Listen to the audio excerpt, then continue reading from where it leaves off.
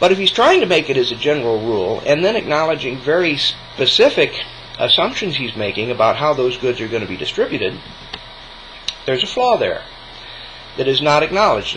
So my question would be, one is he saying that we should be glad that prices, or that these prices reflect something good on this date and time in 2008?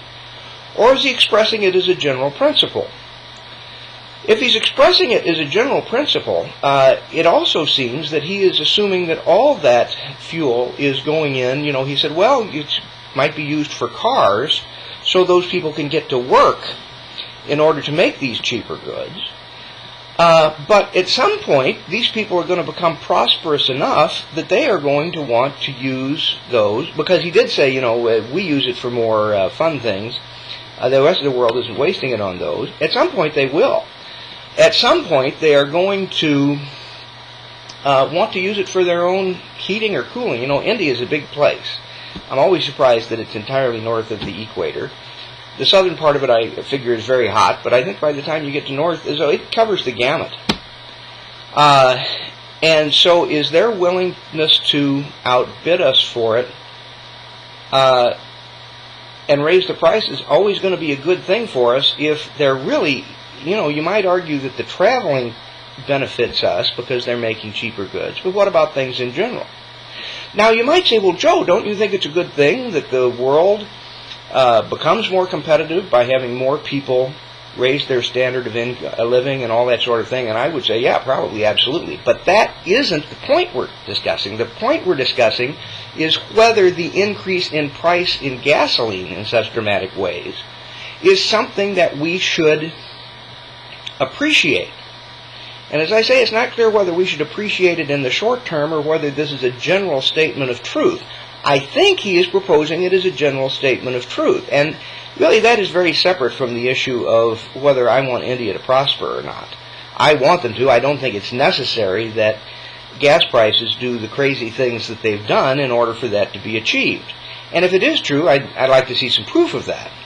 But there was no evidence, economic type evidence. It was really asserted that if gas goes up like this, that notebook prices are going to come down like that, and even though we might see some other side effects in the world as a result of that, they're going to be balanced out by all these cheaper laptops or whatever else you want to substitute.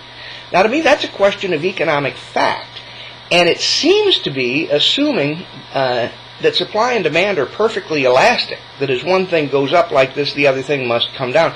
I think I've already mentioned in a previous video that not everything is perfectly elastic in that manner.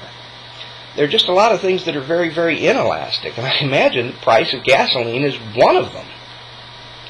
I'm paying more for gasoline, but I'm not changing my